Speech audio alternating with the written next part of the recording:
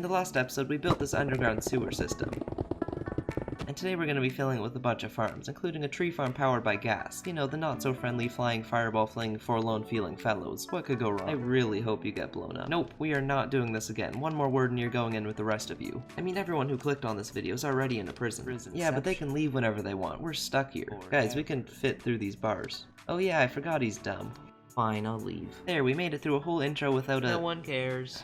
Never mind. While I was building the sewer, I said that all the ghast would just be floating in the middle of the room. But I kinda like how the sewer looks now, and I feel like adding them in here would make it into a pretty ghastly sight. So instead what I'm gonna do is make this main pipe a little bigger, and then just put all the ghast in the wall behind it. And this way the sewer will stay looking almost exactly as it does now, but then when we turn the farm on, it'll start shooting fireballs out of here, destroying all the wood from a tree farm. I'm not exactly sure why there's gonna be fireballs coming out of a pipe, but I guess it means someone's having a bad day.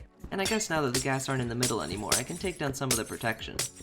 Yeah, that looks a little nicer. Anyway, I better start working on those farms. But in order to build all this redstone stuff, I'm obviously gonna need quite a bit of redstoning stuff, so let's do some mining for some redstone and stuff.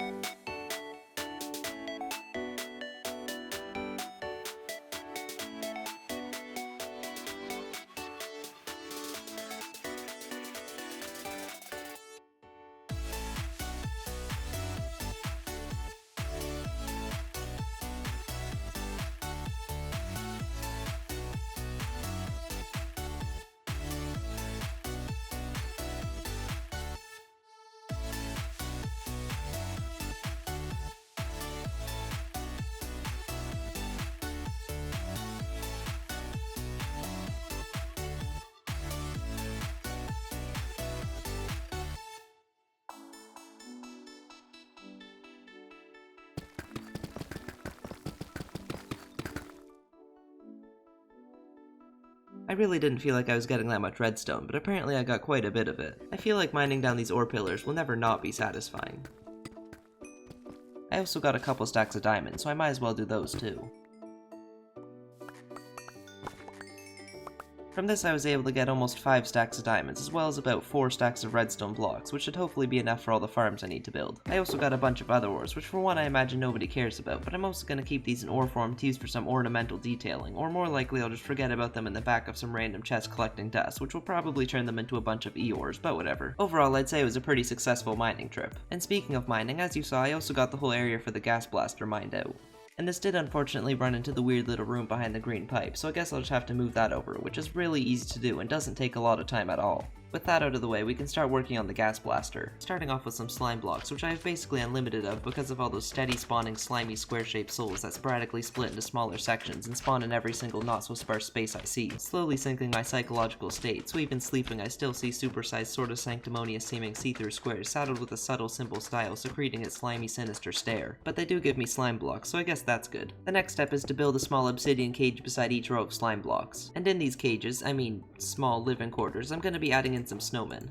And just to make them look a little cooler, I guess I could also just take their pumpkins off. I'm not really sure which way they preferred. I tried asking them, but they're really anti-snowshell and didn't give me a proper response. Also, I will be explaining how this thing works in a minute, but for now it's just gonna seem pretty random, cause, well, it kind of is. From here we just need to add in a few pistons, some redstone and observer, some blocks, a few tripwire hooks, and some rails. There we go. And then all that's left to do for now is to get a zombie into this minecart, which luckily I believe there's one sitting over there somewhere. I mean, having this zombie here does probably mean that somewhere in the sewer mobs can spawn, including creepers, but it also means less work for me now, so I'm sure it's fine. I've never tried this on a mob before, but I think it should work the same as it does for me. Perfect. And now we just need to follow it through, and it even went in the minecart for me. Nice. Once I'm done building this thing, I'm hardly ever gonna come in here, but I guess I could at least make it look a little nicer. Yeah, that's a bit better. Anyway, I should probably explain what I'm doing. So basically how it works is there'll be a ghast behind each one of these tripwire hooks, and then when we turn the farm on, it will send the zombie across, causing all the snow golems to shoot at it. But because the zombie's going so incredibly fast, the snowballs miss the zombie and hit the ghast, which makes the ghast mad at the snow golems, so they start shooting back at them. But instead of the snow golems turning into no golems, the fireballs will activate this tripwire hook, causing them to be hit by these slime blocks, which will send them over to my tree farm to destroy all the wood for me. I should also mention that this was based off a design by Silent Whisper, but a few updates ago it broke, so I had to redesign it, and then 1.20 came and broke it again, so I had to redesign that redesign, giving me this redesign. But I'll still leave the link to the original video in the description, because I love giving Editor Me more things to do. But the ghast blaster is obviously still missing a pretty important part, that of course being the ghasts. And the reason I haven't done that yet is because I still have to build the tree farm, and I don't really want to build it while being shot at by a fireball cannon, so I'll just build the tree farm first. It sounds pretty entertaining. Yeah, well nobody asked you. What are you doing? I'm the intolerable snowman. Yeah, that's enough of that.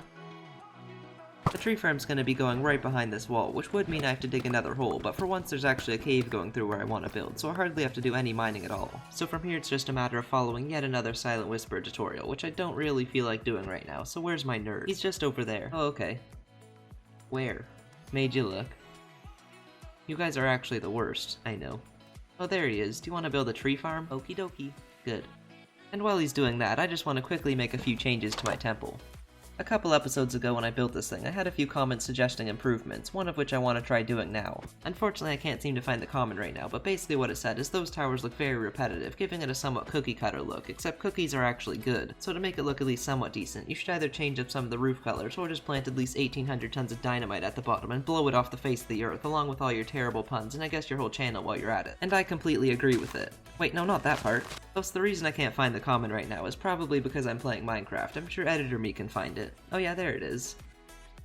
Yeah, I may have paraphrased a little bit. Whatever that was aside, as BuildKit suggested, I'm just going to be switching out some of the colors of this middle section. And to do this, I'm going to be using a mixture of mangrove wood and red terracotta, which will also help tie in the red we have in some of the other parts of the build. I always wanted to change the middle section up a bit, which is why there's already a few things different, like these plants for example, but especially from a distance, it's practically unnoticeable to the naked eye. But with this done, the difference is obvious to both the naked and fully clothed eye, so it's definitely a good improvement. But anyway, I still have to do this 3 more times, and my nerd's pretty fast at redstone, so I better hurry up.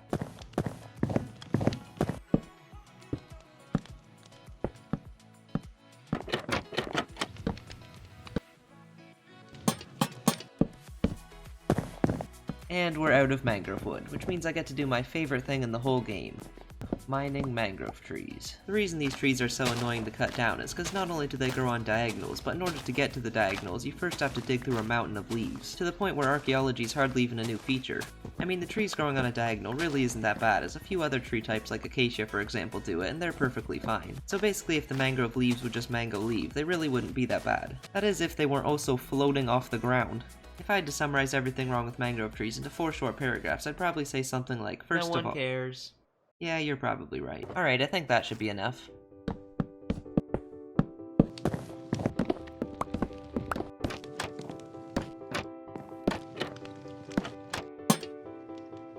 There's the 3rd one done. Let's check on my nerd. Okay, so not too much left. At this rate, we'll be finishing pretty much at the exact same time. What a coincidence. So now we just have the 4th one left, and by now I'm sure you get the idea, so let's just... there. Around the statues, I'm also just switching out the soul lanterns for regular lanterns, which will hopefully make them stand out a bit more. And yeah, this looks much better. The temple always felt like it was missing something, but with these changes made, it definitely feels a lot more finished. But of course, let me know in the comments what you think of these changes, although if you want me to switch it back, it's not gonna happen, so shush. But anyway, the tree farm should be done now, so I should probably head back down. Oh wow, this actually looks pretty good.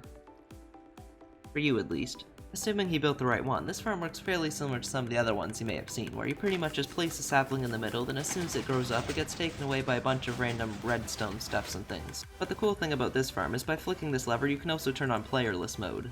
And basically what this does is it will bone meal the moss until you get an azalea bush here, and then as soon as you do, it will grow into a tree, requiring no input from the player. Although unfortunately, if you're talking about it on camera, it does prevent it from happening. There it goes. The playerless mode does of course only work for oak wood, but in order to build the giant doors beside my temple, I'm gonna be needing a lot of it, so that's okay by me. Oh yeah, I'm also building those doors this episode, by the way. Anyway, once the wood comes out of the farm, it then gets pushed down a piston chain before finally ending up out here to be destroyed by all the ghasts. So the tree farm itself is done, but I still have to build some kind of storage for all the wood, as well as a proper entrance that's preferably not in the crossfire. But I imagine most of you clicked on this video to watch me get blown up trying to wrangle ghasts, so why don't we do that first? Ow, would you stop doing that? But before we can get them, I first have to do some prep work, so I'll start by building a nether portal, because that's where they live, making sure it goes to the right spot. Perfect, and then we can just throw down some rails.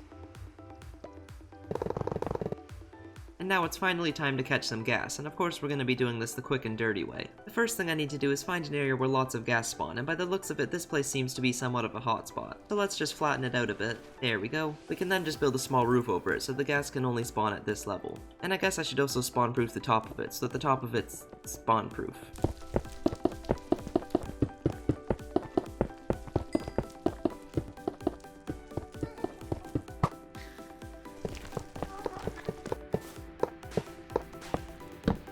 And there's our super complicated ghast catcher finished. If you'd like a tutorial on how to make one of these for yourself, well, if you need a tutorial for this, you probably just shouldn't. Oh, and there's our first one. I should probably be using invisibility potions for this, but I think it'll be fine if we just slowly move in like this. Like I said, we're doing this the quick and dirty way, so now we just have to get this guy into a minecart. And of course we also have to name the ghast before putting it in the minecart, because I'd never forget to do that. Wait, no, I haven't And then we should be good to go. I obviously can't just use the same portal, so I guess if we just head back like this, we should see him on the other side. Perfect. For the next step, it's probably best if I use some invisibility potions, so let's just brew that real quick. That should be enough. And this will hopefully give me just enough time to push him out before I get blown up. Nice. Which should then send him right into this glass bit here. Or not. Please don't shoot me. And there's the first one in, so now we just have to do that 3 more times.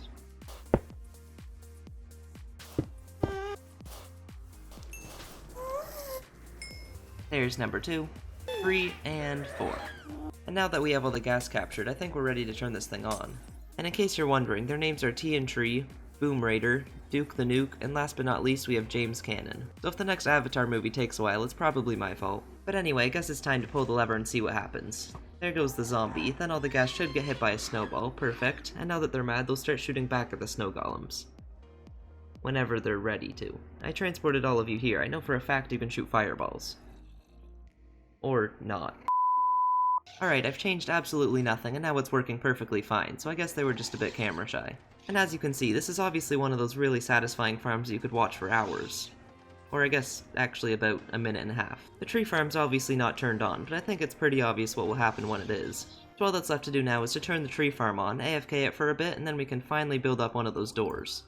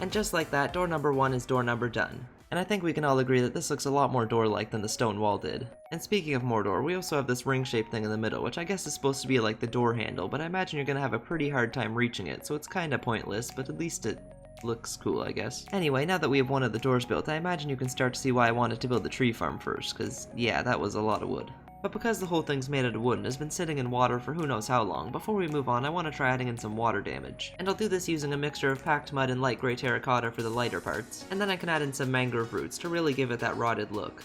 It's a really subtle detail, but it definitely adds some life to the build. Also, before anyone notices, yes, I am going to be completely ignoring all the other wood that's touching the water. But before we head back to the sewer, there's still a few things I want to do first. Now that the new update's out, the first thing I want to do is to switch out this tree for an actual cherry tree. And by new update, I mean update that's been out for a few months, but to be fair, you have a better chance at finding an old L-shaped leather couch at the side of the road with 47 scratch marks from a stray cat named Tom and bring it home to find a winning lottery ticket between the couch sheets than you do opening YouTube to see that I've posted a video, so it's new to me. But anyway, let's go find a cherry biome.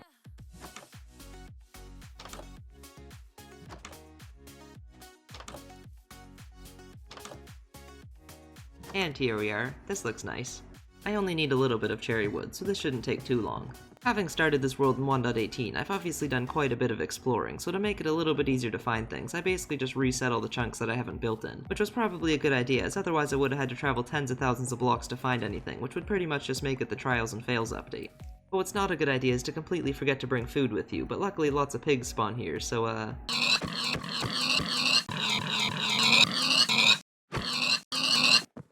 that should be enough for now. But before we head back home, as you may have seen, there was also a trail ruins on the way here, so I kinda wanna check that out too. There it is. Out of all the features that 1.20 added, I think this one's definitely the most underrated. And the reason I think that is because this is one of the only structures that's been added to the game that's both still useful and doesn't really get any easier for late game players. And as someone who's usually maxed out within the first couple hours of starting a new world, it's definitely nice to have some things like this where you can kinda just slow down and enjoy the more exploration side of things. Although I'm still gonna be using my maxed out shovel. But I imagine you've seen this done quite a few times, so let's just dig this thing out real quick.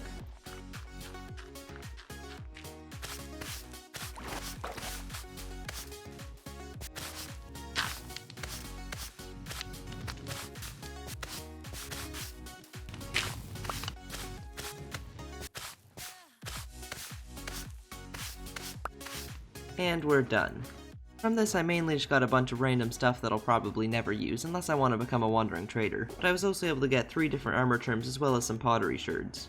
One thing I really like about the sherds is that there's no way to farm them or copy them or anything, so every time you want one you're gonna have to go out and get one, which makes it another one of those items that's really cool to have a lot of. But easily the best thing I got from this was not 1 but 4 wooden hoes. However, the loot's only half of what you get from this thing, because while you're digging it out you're also uncovering these ancient ruins, which I think is pretty cool, like this room that still has a fire burning in it somehow. I'm obviously not going to do this every time for the sake of my sanity, but I feel like it'd be kinda cool if we uncovered the whole thing, so let's do some excavating.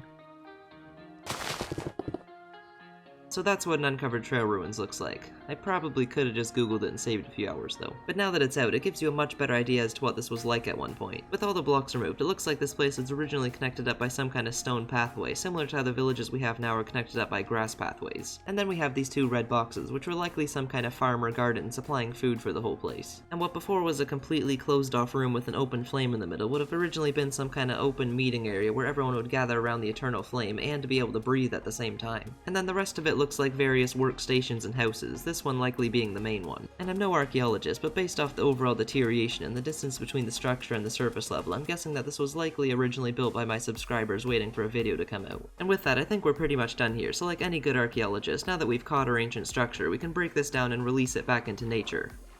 Or maybe that's fishing. Oh well. Anyway, I think it's finally time we head back home and replace that cherry tree.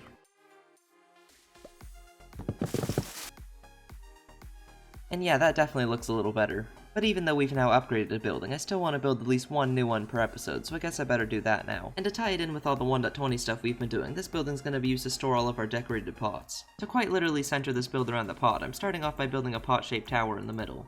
By the time the build's done, it's not going to be too obvious, but I still think it's a pretty cool little detail. The 2 buildings I've built so far have both pretty much had the exact same color palette, so to change things up for this one, instead of using warped wood for the roof, I'm going to be using mangrove to give it that red color. Using mangrove wood also helps to tie it in with the roofs we replaced earlier. To finish this one off, I'll add some detailing using some dark oak wood, and then add in a couple of gold blocks. And the reason I'm using the gold is because it gives it a really inspiring look, which is something you always want to do with roofs, as a lot of people look up to them. But right now it looks like a flower pot had a baby with a garden gnome, so let's spruce this thing up a bit. And by spruce, of course I mean dark oak. This section's gonna be left pretty open, so I guess that means I have to build a floor. Good enough. And the reason I'm leaving this section open is because right here I want to build a small kiln. And I'll do that using a mixture of terracotta and bricks, which I guess actually looks even more like a pot than that does. Then of course we have to add in some fire, which is definitely the one that's letting off all the smoke. I want to keep this back wall somewhat see-through, but I also want it to be a little bit more solid, so I think the perfect block for that's going to be the new bamboo trapdoors, which when you live under a jungle is both really easy and really satisfying. There we go. And now we just need to add on a roof, which I'll once again be making mostly out of mangrove wood, but I'm also going to mix in some red terracotta, as the less mangrove I use, the less I have to mine. And instead of using sandstone like I usually do for these roof detail things, I think I want to try using some more bamboo. Yeah, that looks pretty good. So now all that's left of the first two sections is to add on all the slabs and stairs and whatnot, including some black stone walls so there's not too much wood.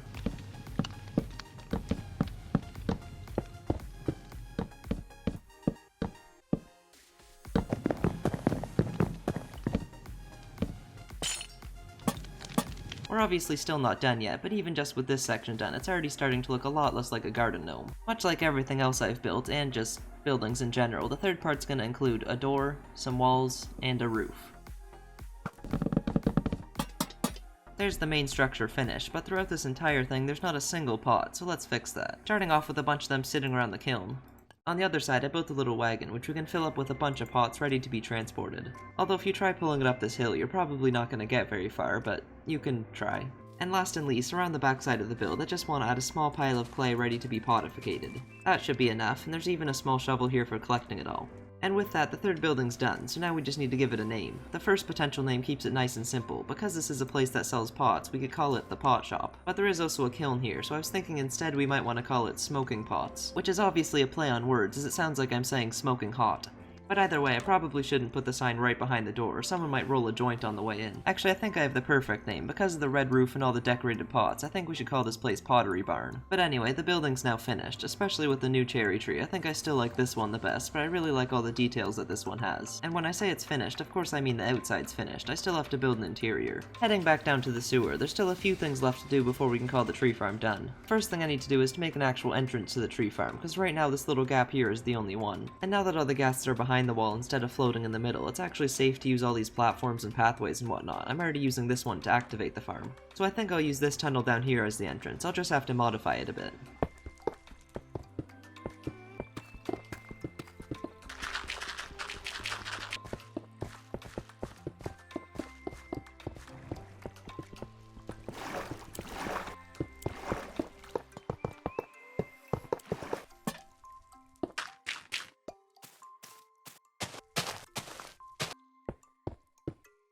There, we now have a much nicer, much less lethal entrance to the tree farm. For the most part, this farm works really well, but one bone I have to pick with it is that it eats through a ton of bone meal, to the point where in order to use this thing, you pretty much need to have a bone meal farm. So I guess in order to keep using that thing, I pretty much need to build a bone meal farm. And I think the best place to build the bone meal farm is going to be right behind this wall, so that way once it's finished, all the items will come out of this pipe and easily be transported along this water stream. So to get back there, I think what I'll do is take the door off this side, because it's obviously not being used, and bring it over to this side. And yeah, that should be plenty of room. This bone meal farm of course was designed by Silent Whisper, and I already have all the materials, so now I just need to throw it together. Why isn't this working? Where's my nerd? Always watching. Okay, that's great. Here, you do it. That's the exact same thing I did. Although it looks pretty complicated, really all that's happening is on each side of the build there's two stone generators which supply a constant flow of stone into the middle. A piece of moss underneath the farm is then bone mealed, causing all the stone above it to turn into moss. And from there it's just a matter of crushing, collecting, and composting. And this is definitely another one of those really satisfying farms. But anyway, like I said, I want to have all the bone meal coming out of this pipe here. So to do that, I'll start by replacing the output chest with a dropper, which I guess I probably should have done last actually.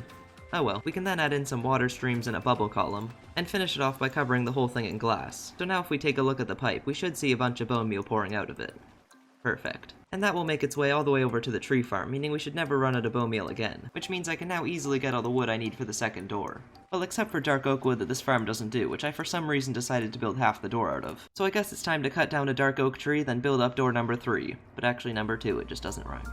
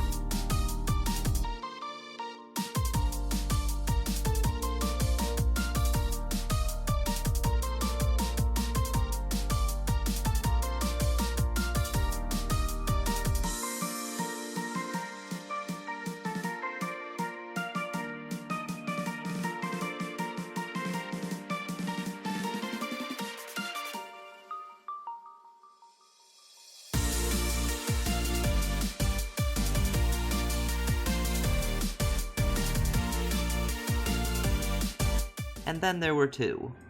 It's obviously exactly the same as the first door, so there's not a whole lot to talk about here. But between their design and color palette, I feel like they really help tie in the nature side of the building with the man-made stuff.